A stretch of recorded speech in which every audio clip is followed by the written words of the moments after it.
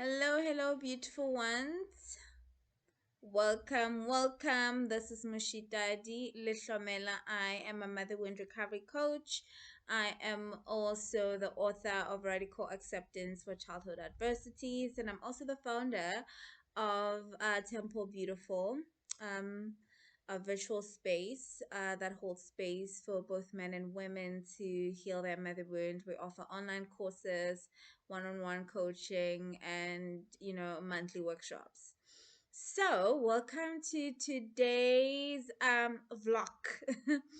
I am about to go to bed, but this has been on my mind the whole day, and I thought, hey, why not speak about it? Why not share on it? And this is the topic of, healing from domestic violence or domestic abuse, right? Healing from that trauma and the link that it has to childhood trauma, and how we can use self mothering or reparenting to heal from, domestic abuse or domestic violence trauma. One of the most prevalent explanations or reasons that people use around why women stay in abusive marriages or in abusive relationships. People always say, it's about money. Women love money, and that's why they stay with men who abuse them. And that has a lot to say about men's fearful attachment style and using money to explain why they don't trust women or they don't want to be vulnerable in relationships, than it has to do anything with women staying in abusive relationships. And I want to speak about this in terms of, just how childhood trauma primes us for abuse in adulthood, right? There's so many dynamics that happen in our relationships, especially with our mothers, um, that sort of make abuse a norm. And also, there's so many dynamics that happen in our childhoods or in our households that tailors our nervous system to seek out unhealthy experiences or to be activated um, by toxic people, right?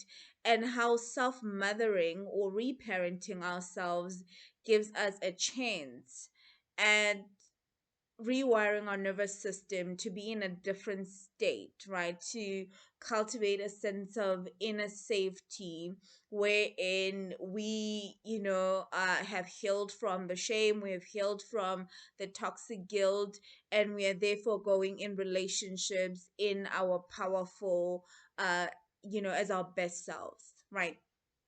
So, one of the things that happen in childhood that sort of primes us for abuse in adulthood is, spanking or hitting, right?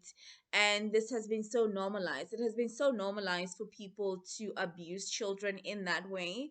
And people do not think in any way has anything to do with the domestic violence that happens to people in adulthood. And it has a lot to do with that. Like, for instance, how even just the language around that, how people say things like how abusive parents would say things like, I hit you because I love you, right? Or hitting you hurt me more than it hurt you, right? And these are the messages that um become the belief system for a lot of children, right? That abuse and love can be things that exist together or exist simultaneously. And we know that is not true, right? We know what that where there is abuse, there is no love. But because we want so bad to explain away the behaviors of our parents, and we want to believe so much that our parents loved us, regardless of just the abuse that we endured in that relationship, then we tend to normalize these things and we carry these beliefs, right? As a way to keep having that imaginary bond to our mothers. Um, And there's a book that I read. It's called The Fantasy Bond. And why do I keep forgetting who writes these amazing books? But I'm gonna remember the author. He writes that a lot of people who were abused are in the state of denial or of avoidance of their trauma because they want to continue having a relationship with their parents, right? They want to believe so much that their parents loved them that they create in their mind idealizations and stories about this love that was not communicated to them, that was not in any way also demonstrated to them, right? Because they were physically abused, emotionally abused, spiritually abused, verbally abused, and they were even neglected, right? And some people were also abandoned, but they then come up with a whole lot of idealizations and stories about how their parents did their best. You hear this a lot, how people would say things like, my parents did the best that they could with what they knew. You don't know that, and that's okay, right? It's okay not to know if they did their best, especially because many of you will never even get that, oh, I did my best explanation from your parents. It's something that you choose to come up with as a way to cope and deal with the heaviness of never having felt that love, right? So there is a lot of dynamics that happen, including the one where people say, where parents say it hurt me more than it hurt you, and just creating that enmeshment that you are supposed to then feel sorry for your perpetrator, that you're supposed to feel sorry for someone that is victimizing you, right? And put yourself in their shoes. And this is why you find a lot of people who are abused say things like, well, they're just going through a lot of stuff, right? They try so hard to rationalize the perpetrator or the abuser's behaviors, and they also in that process try to excuse those behaviors so they can continue having this very imaginary bond that they learned to have with their parents, this idealization and these imaginary stories of love that does not exist, right? That does not have that there's no evidence of it existing, right? And all these dynamics then prime us for abuse. And there's also things that I would like to touch on, like toxic guilt, which has concluded a 7-day free challenge on this, on self-mothering, the pre-scholar, and healing from toxic guilt, right? One of the things that toxic guilt comes from is perfectionism, right? And this is something that is rife mostly in how people raise daughters, right? There's just so many expectations on how women are supposed, or girl children are supposed to carry themselves in the world, how they're supposed to look, how they're supposed to act, how they're supposed to be perceived by society, and all of those messages of perfectionism, of being something other than the human being that you are, that is flawed, that is magnificent as you are, also primes us for abuse, right? And I'm going to explain. The thing with toxic guilt is it comes from that enmeshment trauma, right? And that perfectionism trauma is when we hold ourselves to those unrealistic standards, we often feel that, it is our fault, that we are not enough, that we are not acting right, that we are not being woman enough, and that is why we are facing the sort of experiences that we are facing with the people that we're in relationship, that we're in romantic relationships with. So that perfectionism creates that toxic guilt where we constantly have to perform for this person's love. And it's also connected to anxious attachment style, where you find yourself needing, just to be approved by or affirmed by this person, right? And if they're abusive, then you keep going back to that place with hopes that, if I just do more, if I just become better, if I just become skinnier, if I just become, uh more agreeable if I just became all these messages that you have been fed as, since you were a child, and just that perfectionism trauma that you experienced in your relationship with your mother, or in your family system when you were a child, plays a huge role in just making sure that you then become, I don't know, complicit in abusive environments, where you then tend to feel that you just need to do a bit more, that you just need to be more. And then in that way, the person will start treating you better, because that's the message that you got since you were a child, that if you were this, then, then you would be deserving of love. If, and you saw this, I mean, if you were a person that was raised by a perfectionist mother, you were probably expected to look a certain way, and if you didn't, your mother would either rage at you or will just withdraw love from you. You've learned that there are consequences that come with not being what people expect you to be, and those consequences can be abusive behaviors, and they are warranted because you are not being that which you're expected to be, or you are not living up to that standard that you are supposed to live up to, right? And this is why you find a lot of people performing for love in their relationships, to a point where they cannot even recognize that they're being abused, right? They just feel like they need to be more, do more, and earn this love, and be deserving of this love, right?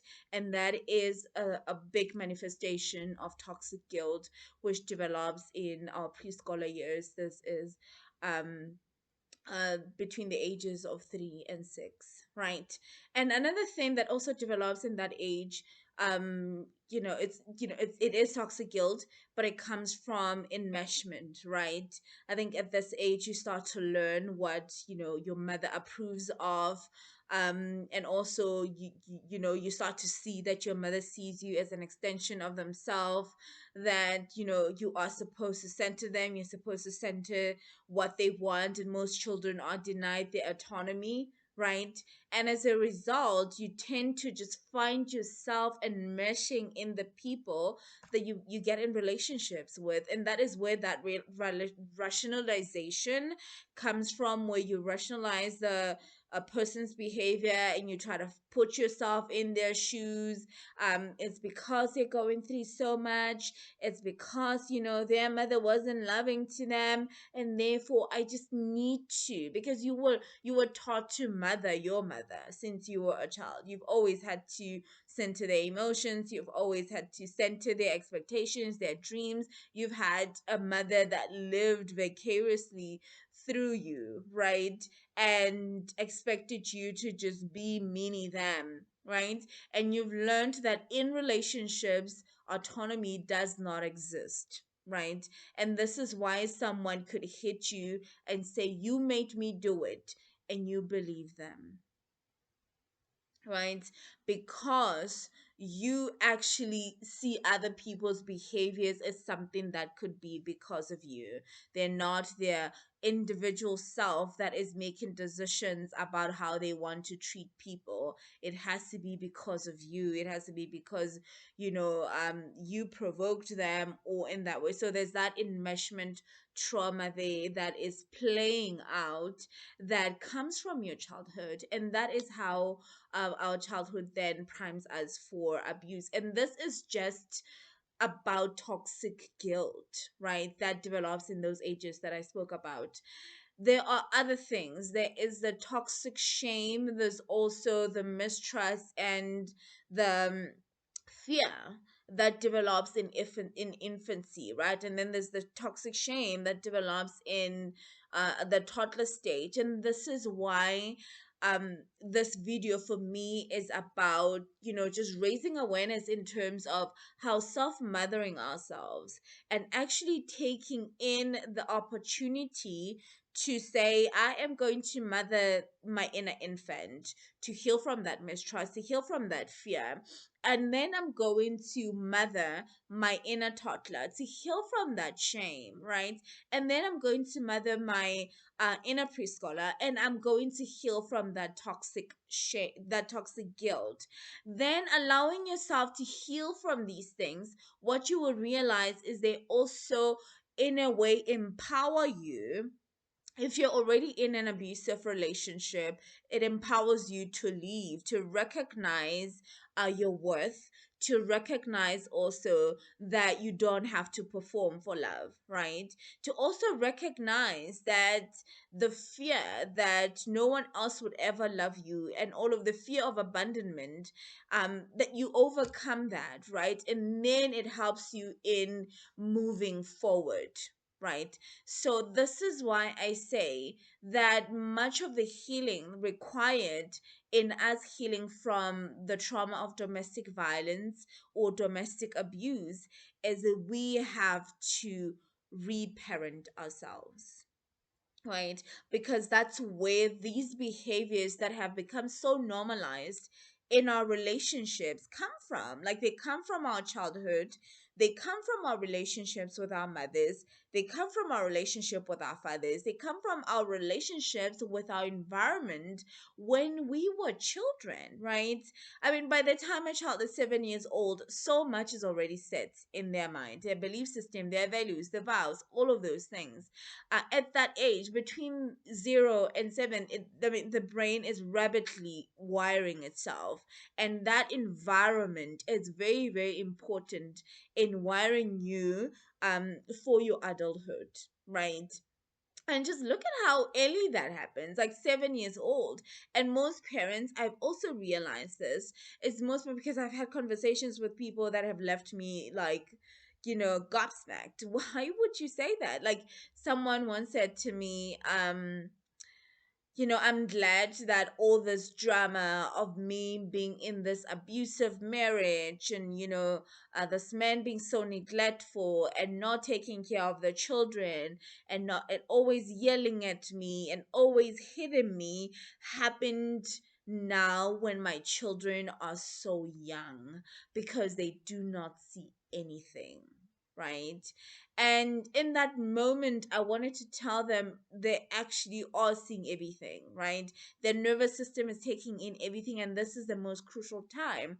But I also recognize that at that time, what they needed was someone to hold space for them as they speak about their troubles in that marriage, and what they had to endure, and they did not ask for my advice. Right. I am big on boundaries and respecting people's boundaries, and also respecting that, you know, people will learn when the time is right for them, right? I don't need to force any ideologies on people. I do not need to push some, agenda on getting people to be anything like me. And people that gravitate to my work would then gravitate to my work because they're ready for it, right? So many of us, by the age of 7, these things have been set in our minds. The way our parents treated us, the way our environment was towards us, right? They've tailored our nervous system to be in a certain state of defense, right? And Basalt de Gork speaks about the Van de Gork. I think that's the surname. Speaks about this in his book, The Body Keeps the Score, and how our bodies are constantly in a state of defense, and those emotions that I spoke about, the toxic guilt and the toxic shame and the toxic fear, were protecting us in those early ages, right? There were some sort of a protective system that our mind came up with, but now they do not serve us, right? And they are making us stay in really horrible situations where we are taken for granted, where we are abused, where we are not loved for the wholesome human beings that we are, right? And healing for us then requires us to go back to that root, to say, I got wounded here, right? My inner toddler is carrying so much shame. My inner preschooler is carrying so much shame. I mean, so much guilt. And my inner infant is carrying so much fear, right? And I need to heal myself in these specific areas, right? And that is where self-mothering comes in, and just offering us that opportunity around being the stewards and intentional about our own healing, and taking the power and the reins into our own hands, and saying, well, it is now my responsibility to give myself that which was not given to me.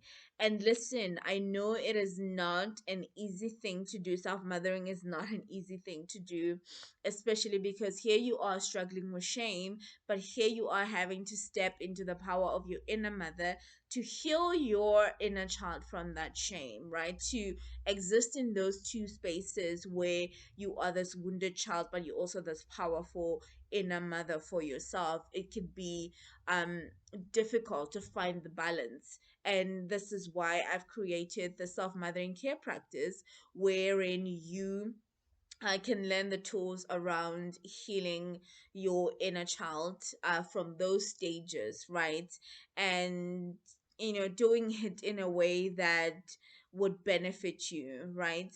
And also, just taking in that power for yourself and finding that balance to then give yourself that which you needed as a child, and therefore heal from the trauma of domestic abuse. Because oftentimes what we do is, when we have just come out of a toxic environment, where a toxic marriage or toxic romantic relationship where we were abused, is we tend to focus so much on the relationship itself, and we focus so much on the person that we were with, and we try to find all sorts of explanations on, we try to understand. And this is why most people are stuck in that loop of needing to get closure from the person that they were in a relationship with, right?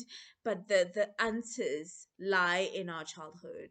The answers lie in connecting with our inner child.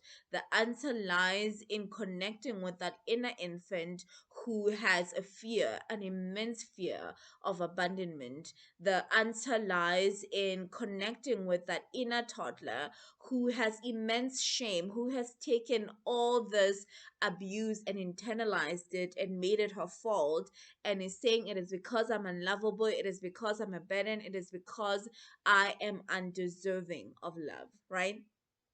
And then we have and the answers also lie in, the inner preschooler, in healing that toxic guilt, and in freeing them from that space of just that toxic guilt of needing to perform for their mother or father's love, and dealing with that perfectionism and enmeshment trauma, right? So we stand a much better chance at finding healing and actually moving forward, and then stepping into the next relationship from a place of power, because we have dealt with the issue at the root, right? We are not just scratching the surface, right? We are actually going deeper and doing the work to free ourselves from the conditioning that lends us in these sort of environments, or makes us stay in these sort of environments, right, where we are not loved, or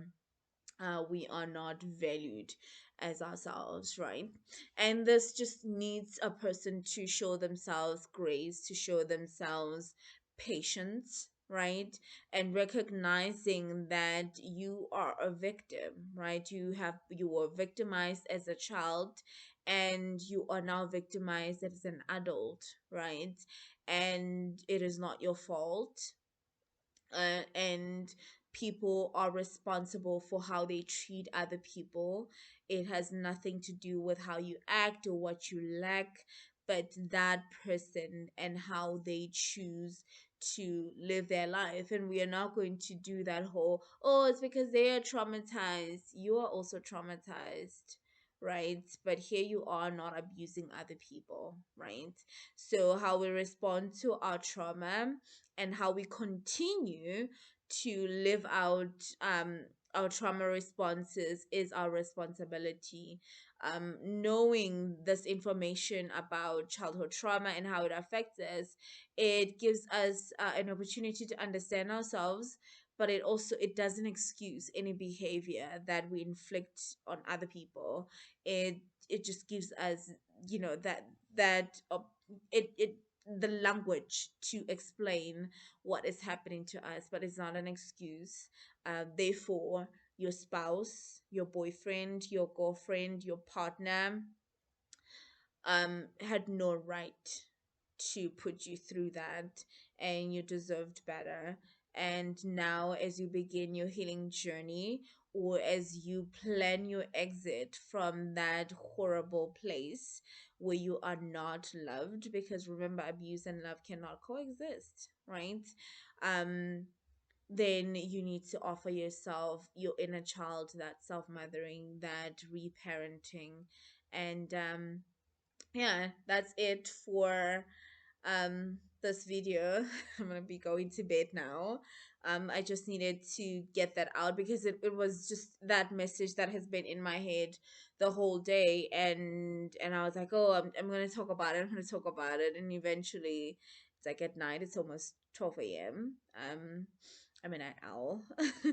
But yeah, so I thought I should just get it out, and hopefully someone would benefit from this and they would seek out the help that they need. And I do offer that help in self-mothering and stepping into your power and offering your inner child that which they do not get, right?